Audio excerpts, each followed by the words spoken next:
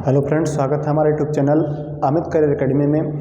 तो आज हम आप लोगों को देखेंगे आहार नाल में जो पाचन चल रहा था, तो आहार नाल में पाचन लास्ट स्टेप में था किसमें, छोटी आंत में। ठीक है, छोटी आंत में चला था। छोटी आंत में जो रस था, 3 प्रकार के रस आपको पाए गए थे।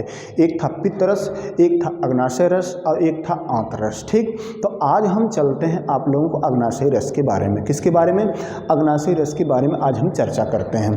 तो चलिए तो देखते हैं अग्नाशय रस के बारे में। किसके बारे में? अग्नाशय रस के बारे में हम चर्चा करते हैं।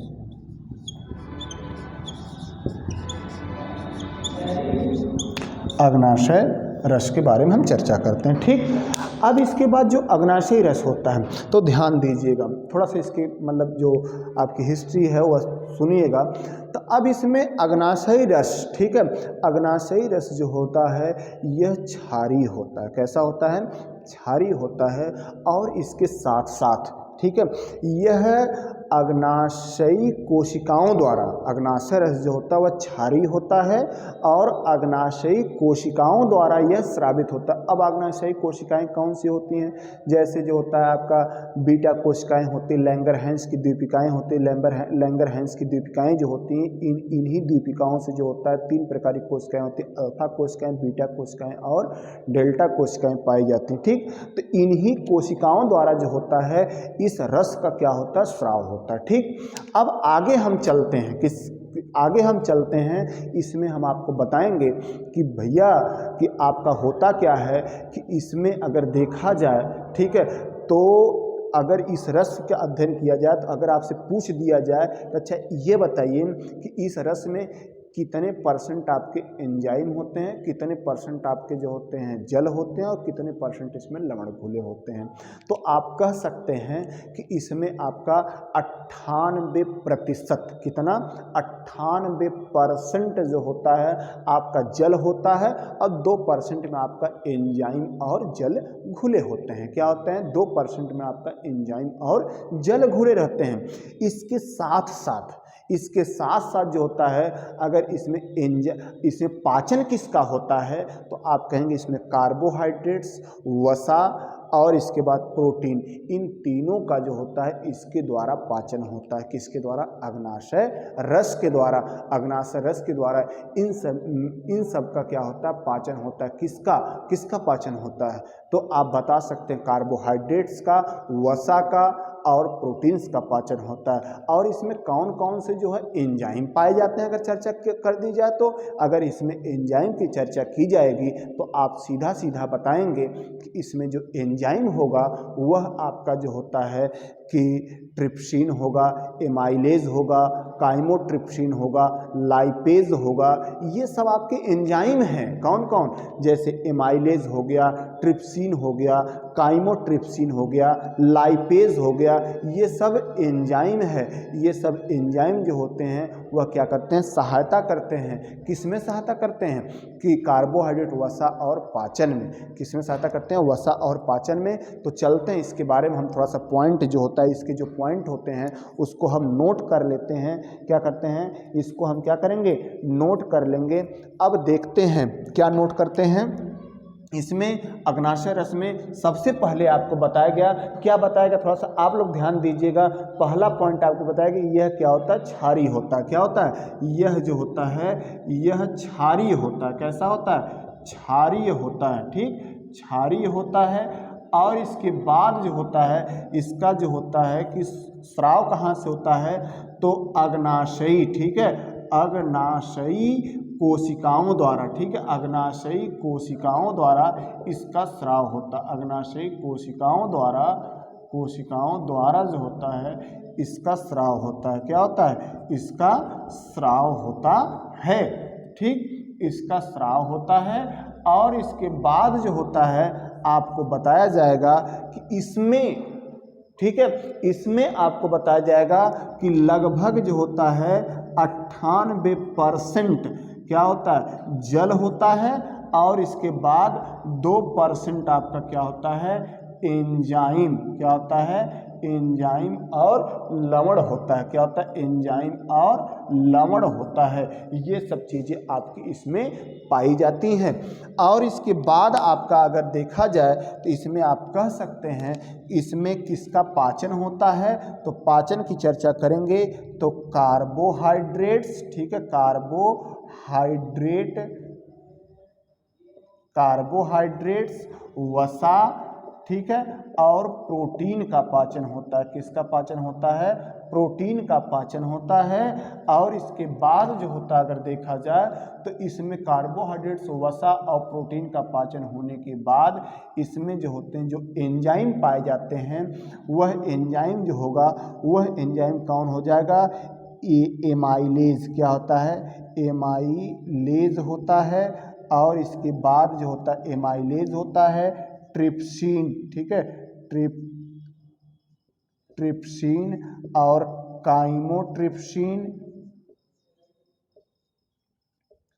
काइमोट्रिप्सिन होता है।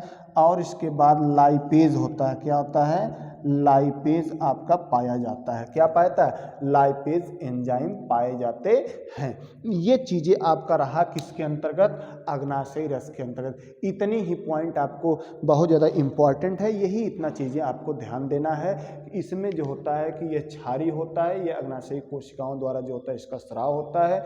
इसमें आपका 58% जल होता है, 2% में आपका एंजाइम और लवण होते हैं। अगर लवण की चर्चा करेंगे तो लिख लीजिएगा कि इसमें लवण जो होता है वह सोडियम, ठीक है, सोडियम बाइकार्बोनेट, ठीक है, सोडियम बाइकार्बोनेट पाया जाता है जिसका सूत्र होता है NaHCO3। यह चीज़ें आपका पाया जाता है किसमें? लवण के रूप में। किसमें पाया जाता है? लवण के रूप में ये आपके पाए जाते हैं। ठीक, तो ये रहा आपका क्या चीज़ें? अग्नाशयी रस के बारे में। तो इसको एक बार थोड़ा सा फिर से रिवाइज कर लीजिए फटाफट। तो क्या होता है? अग्नाशय रस में आपका यह क्षारीय होता है, अग्नाशयी कोशिकाओं द्वारा जो होता है इसका स्राव होता है। इसमें 58% जल तथा 2% जो होते हैं एंजाइम तथा लवण होते हैं। लवण के रूप में आपका सोडियम बाइकार्बोनेट होता है जिसका सूत्र होता है NaHCO3 होता है। और इसके बाद जो होता है इसमें अग्नाशय रस में कार्बोहाइड्रेट, वसा, प्रोटीन का क्या होता है? पाचन होता है।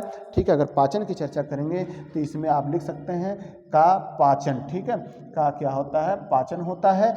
अब इसके बाद जो होता है इसमें कौन सा एंजाइम पाता है? तो एंजाइम जो होता है वह एमाइलेज, ट्रिप्सिन, काइमोट्रिप्सिन और लाइपेज आदि एंजाइम और भी होते हैं। तो ये आपके क्या होते हैं? पाए जाते हैं। ठीक, ये चीज़ें आपके किसके अंतर्गत थी? अग्नाशय के अंतर्गत थी। तो इसको आप लोग नोट करिएगा। अब आगे तीसरा हम चलते हैं लेकर के किसके बारे में? आंतरस के बारे में। किसके बारे में चलते हैं? आंतरस के बारे में चलते हैं। ठीक है, आंतरस के बारे में चलते हैं। तो अब हम आंतरस के बारे में जो चर्चा करेंगे यह जो होता है कि आंतरस जो होगा वह आंतरस देखिए क्या होता है। इसका नोट हो गया ये। तो अब चलें हम, ठीक है, अब हम देखते हैं कि इसमें होगा क्या कि आंतरस तीसरा होगा। छोटी आंत का ही चल रहा है, ये ध्यान देंगे आप, छोटी आंत के बारे में ही चल रहा है। तो इसमें आपका मिलेगा क्या चीज़ें? इसमें चीज़ें आपकी मिलेंगी आंतरस के बारे में। किसके बारे में?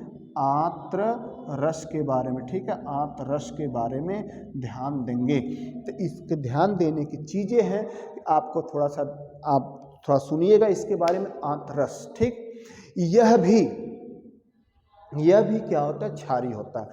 तो अगर देखा जाए तो छोटी आंत में जो भी पाचक एंजाइम होता है वह सब क्षारीय होता है। वह क्या होते हैं? क्षारीय होते हैं। ठीक, दिमाग में आया? क्या आया कि छोटी आंत में जो भी रस तीनों थे सब आपको पॉइंट टू पॉइंट मिले हैं, उसमें सब आपको दिखे थे कि सब क्षारीय होते हैं। ठीक है, क्या होते हैं? सब क्षारीय होते हैं। तो आप कह सकते हैं कि इसमें जो भी रस होगा सब क्षारीय होगा। ठीक है, तो क्षारीय का मतलब यह भी आपका क्षारीय होगा। और इसके बाद जो होता है यह आंत्र ग्रंथियों द्वारा, ठीक है, आंत्र ग्रंथियों द्वारा स्रावित होते हैं। ठीक, ये आंत्र ग्रंथियों द्वारा इसका स्राव होता है। और एक चीज है कि यह मनुष्य में प्रतिदिन 2 से 3 लीटर तक स्राव करते हैं। ठीक है, आंत्र ग्रंथियां जो होती हैं, यह आंत्र रस का जो स्राव होता है मनुष्य में प्रतिदिन जो होता है वह 2 से 3 कितना 2 से 3 लीटर का स्राव करते हैं। कितना स्राव करती हैं? 2 से 3 लीटर का स्राव करती हैं। और इसके बाद इसमें जो एंजाइम पाए जाते हैं, ठीक है, इसमें जो एंजाइम होते हैं वह आपके जैसे माल्टेज हो गया, ठीक है, क्या हो गया? माल्टेज हो गया, और आपका जो होता है सुक्रेज हो गया, और इसके बाद जो होता है कि आपका इरेप्सिन हो गया, और इसके बाद जो होता है लैक्टेज हो गया। ठीक है, ये सब आपके एंजाइम पाए जाते हैं। इनका काम क्या होता है थोड़ा सा देख लीजिए। जो माल्टेज एंजाइम होता है, क्या होता है? जो माल्टेज एंजाइम होता है, यह माल्टेज एंजाइम का काम होता है कि यह करता क्या है कि माल्टोज को ग्लूकोज में कन्वर्ट करता है। किसको करता है? कि माल्टोज को, ठीक है, ग्लूकोज में बदलने का काम करता है। कौन सा एंजाइम? Maltase enzyme. ठीक, और इसके बाद आपका जो होता है दूसरा, आपका अगर जैसे देखा जाए माल्टेज के बाद जो होता है आपका मिलेगा लैक्टेज जो होता है। ठीक है, तो लैक्टेज जो मिलेगा वह लैक्टेज जो होता है लैक्टोज को, ठीक है, क्या करेगा? लैक्टोज को जो होता है वह ग्लूकोज में परिवर्तित करेगा। और सुक्रेज जो होगा, क्या होता? सुक्रेज जो होगा, यह सुक्रेज जो होगा वह सुक्रोज मतलब चीनी को जो होता है वह परिवर्तित करेगा किसमें? ग्लूकोज और फ्रक्टोज में। किसमें? ग्लूकोज और फ्रक्टोज में उसको क्या करेगा? परिवर्तित करेगा, मतलब उसको बदल देगा। और इरेप्सिन जो होगा, इरेप्सिन एंजाइम जो होगा, वह इरेप्सिन एंजाइम जो होगा वह डाई और ट्राइपेप्टाइड बंध को अमीनो अम्ल में परिवर्तित करेगा। किसमें? अमीनो अम्ल में क्या करेगा? बदलेगा, उसमें क्या करेगा? उसको परिवर्तित करेगा।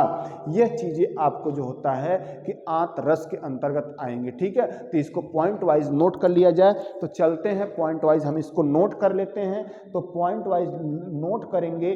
ठीक है, पॉइंट वाइज इसको हम नोट करेंगे। तो नोट कर लेते हैं, क्या चीज़ें नोट करेंगे हम। तो शुरुआत क्या बताया था? शुरुआत हमने बताया था यह कैसा होता है? यह क्षारीय होता है। कैसा होता है? क्षारीय होता है। और इसके बाद जो होता है यह, इसका स्राव देखा जाए तो इसका स्राव जो होगा वह, इसका स्राव आंत्र ग्रंथियों द्वारा, किसके द्वारा? आंत्र ग्रंथियों द्वारा जो होता है, ग्रंथियों द्वारा होता है। किसके द्वारा होता है? आंत्र ग्रंथियों द्वारा होता है। ठीक, अब इसके बाद जो होता है, अगर अगले पॉइंट की चर्चा हम करें तो इस रस का,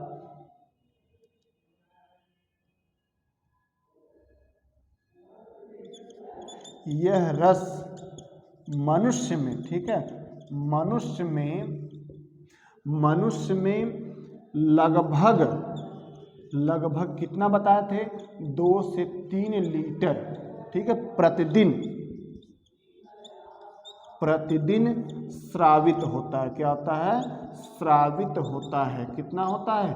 प्रतिदिन स्रावित होता है। ठीक, और इसमें जो होते हैं एंजाइम, इसमें विभिन्न प्रकार के, इसमें ठीक है, इसमें विभिन्न प्रकार के, ठीक है, विभिन्न प्रकार के एंजाइम पाए जाते हैं। क्या होते हैं? एंजाइम पाए जाते हैं। अब जो एंजाइम होते हैं उस एंजाइम की हम चर्चा करेंगे। इसमें जो एंजाइम होगा वह एंजाइम जो होता है वह माल्टेज, ठीक है, वह माल्टेज होगा जो किस में कन्वर्ट करेगा। तो इसको जानेंगे कि हमने अभी बताया था कि माल्टेज जो होगा यह माल्टोज को, किसको? माल्टोज को किसमें? ग्लूकोज में, किसमें? ग्लूकोज में बदलेगा। ठीक है, किसमें? बदलेगा। ठीक, अब इसके बाद दूसरा आपका मिलेगा, इसमें बता सकते हैं, दूसरा आपका मिलेगा माल्टेज के बाद जो होता है वह सुक्रेज। क्या होगा? सुक्रेज हो जाएगा। जो सुक्रेज जो होता है यह क्या करता है कि सुक्रेज जो होगा वह आपका चीनी का मतलब जो होता है हो जाएगा सुक्रोज, क्या हो जाएगा, सुक्रोज को किसमें, सुक्रोज को ग्लूकोज, ठीक है, क्या हो जाएगा, ग्लूकोज और फ्रक्टोज में, किसमें, फ्रक्टोज में परिवर्तित करेगा।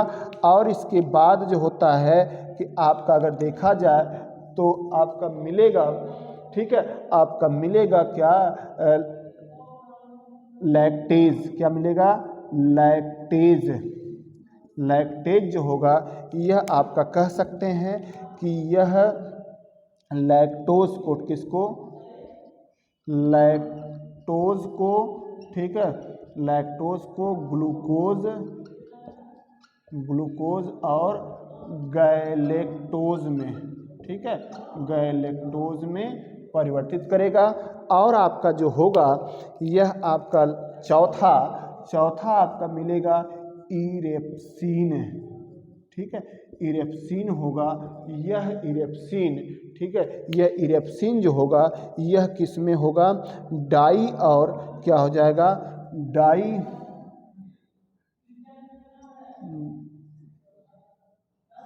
डाई और ट्राई, डाई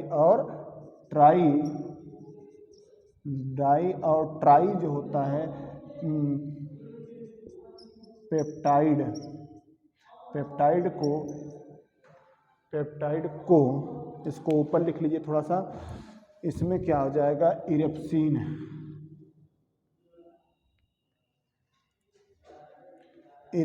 है, तो इसमें लिख सकते हैं, यहाँ लिखेगा इरेप्सिन जो होगा चौथा नंबर, ठीक है, चौथा नंबर जो होगा इरेप्सिन है। इरेप्सिन जो होगा यह कन्वर्ट करेगा किसमें, यह कन्वर्ट करेगा कि डाई और ट्राई पेप्टाइड को एमिनो अम्ल में, किसमें, एमिनो अम्ल में क्या करेगा, बदलेगा। यही चीज़ें जो होती, इतनी चीज़ें आपको किसके अंतर्गत आएंगी कि आपके आंतरस के अंतर्गत आएंगी। किसके अंतर्गत आएंगी, आंतरस के अंतर्गत आएंगी, ठीक है। तो चलिए हम फिर से एक बार इसको देखते हैं कि आंतरस जो होता है ये क्षारीय होता है, इसका स्राव आंत्र ग्रंथियों द्वारा होता है, यह मनुष्य में लगभग 2 से 3 लीटर प्रतिदिन स्रावित होता है, ठीक है। और इसमें जो होता है विभिन्न प्रकार के एंजाइम पाए जाते हैं, वह एंजाइम यही आपके हैं, ठीक है। 4 एंजाइम आपके मिलेंगे। माल्टेज जो होता है माल्टोज को ग्लूकोज में बदलेगा, और सुक्रेज जो होता है चीनी सुक्रोज को ग्लूकोज और फ्रक्टोज में बदलेगा। लैक्टेज जो होता है लैक्टोज और ग्लूकोज को गैलेक्टोज में बदलेगा। इसके बाद इरेप्सिन जो होगा वह डाई और ट्राई पेप्टाइड को अमीनो अम्ल में परिवर्तित करेगा। यह चीज़ें आपकी रही, यह चीज़ें क्या रही, किसके अंतर्गत रही, यह आपका रहा जो होता आंतरस के अंतर्गत। किसके अंतर्गत रहा, आंतरस के अंतर्गत रहा। तो यह चीज़ें हमें जहाँ तक उम्मीद है कि आप लोग इसका जो होता है अच्छे से अध्ययन किए होंगे, और आने वाले समय या आने वाला जो एग्ज़ाम होगा उसमें आसानी से इससे बनने वाला जो अगर क्वेश्चन आता है उसको अच्छे ढंग से आप लोग अटेंड करिएगा, ठीक है। इसके मार्क्स को अच्छे से प्राप्त करिएगा, गड़बड़ी नहीं होनी चाहिए, ठीक है। ये रहा आपका छोटी आंत। यही जो होता है पाचन क्रिया का सबसे 5वां भाग था जो बहुत ज़्यादा इम्पॉर्टेंट था। अब जो दूसरा नंबर आपको मिलेगा बड़ी आंत। बड़ी आंत में जो होता है कुछ होता नहीं है। बड़ी आंत में जो काइम बनता है उसको ध्यान सुन लीजिए कि बड़ी आंत में जो काइम बनता है उसमें पॉइंट की नोट की कोई चीज़ें है नहीं, ठीक है। उसमें पॉइंट अगर देखा जाए तो जो आपके कॉम्पिटिटिव एग्जाम के तहत जो होता है उसमें कोई ऐसा चीज़ें नहीं है कि जो उसमें पाचन क्रिया होती है, तो उसमें खाली काम होता है कि जो हमारा पचने के बाद जब सब कुछ पच जाता है तो पचने के बाद जो होता है उसमें जो अपशिष्ट पदार्थ जो काइम बचता है उसी काइम को जो होता है उसको क्या किया जाता है, आगे की तरफ भेज करके जो होता है कि गुदा द्वार तक उसको भेजने का काम करता है। ठीक है, और इसमें एक जो होता है अगर पूछता है एक अवशेषी अंक के रूप में एक चीज़ आपकी मिलती बड़ी आंत में, तो उसको आप लोग नोट कर लीजिएगा, रख लीजिएगा। इसमें बड़ी आंत में होता क्या है कि बड़ी आंत में एक अवशेषी अंक के रूप में आपका पाया जाएगा। अगर ध्यान देंगे तो अब जैसे जो होता है ये आपका बनकर आता है, आंत बन करके आती है, तो एक जो होता है ऐसे छोटी सी उभार आपके मिलते हैं। ठीक है, ये उभार ही वर्मी फार्म अपेंडिक्स, ठीक है, वर्मी फार्म अपेंडिक्स के रूप में पाया जाता है। और इसका जो होता है अगर देखा जाए तो इसका जो होता है जब इसमें थोड़ा सा सूजन आता है तभी समस्याएं उत्पन्न होती हैं। ये आज के समय में जो होता है अवशेषी अंग के रूप में माना गया है। ठीक है, अवशेषी अंग के रूप में है भी अवशेषी अंग। ठीक है, तो पूछा जाता है कभी भी ये क्वेश्चन अगर बड़ी आंत से अगर क्वेश्चन पूछता है तो इसी को लेकर पूछता है, ये ध्यान रखिएगा। अगर बड़ी आंत से क्वेश्चन अगर आपका उठाता है तो वह इसी बड़ी आंत से वर्मी फार्म अपेंडिक्स से ही पूछता है कि बड़ी मतलब इसमें कौन सा अवशेषी अंग के रूप में है, तो उसमें कोई अंग दे देगा और उसमें एक रहेगा तो वही वर्मी फार्म अपेंडिक्स होगा, या वर्मी फार्म अपेंडिक्स होता अवशेषी अंग के रूप में या समरूपी अंग के रूप में या जो होता समरूप अंग के रूप में, तो कुछ भी दे सकता हो। ऑप्शन के ऊपर डिपेंड करेगा कि कौन सा कैसा ऑप्शन बनाता है। तो यह चीजें आपको ध्यान देनी है कि बड़ी आंत में क्या होता है। बड़ी आंत में जो अपशिष्ट पदार्थ होते हैं वह गुदा द्वार तक या गुदा तक पहुंचाए जाते हैं, और इसके बाद इसमें एक अंग पाया जाता है जिसे हम कहते हैं वर्मी फार्म अपेंडिक्स होता है, जो अवशेषी अंग के रूप में माना गया है। ठीक है, तो आज बस यही आपका ये पाचन तंत्र हुआ, यह पाचन तंत्र आपका समाप्त होता है। पाचन तंत्र में मतलब आहार नाल। ठीक है, आहार नाल का पोर्शन समाप्त होता है। अब पाचन तंत्र को दो भागों में बांटा गया था। पहले आप ध्यान होगा कि उसमें एक सहायक पाचक ग्रंथियां थे, अब उन्हीं ग्रंथियों का हमको अध्ययन करना है। तो आगे अब ग्रंथियों के बारे में आगे आपको अगले वीडियो में वह लेक्चर या उसके पॉइंट को बताया जाएगा। तो आज के लिए बस इतना ही। ठीक, बहुत बहुत धन्यवाद आप लोगों का।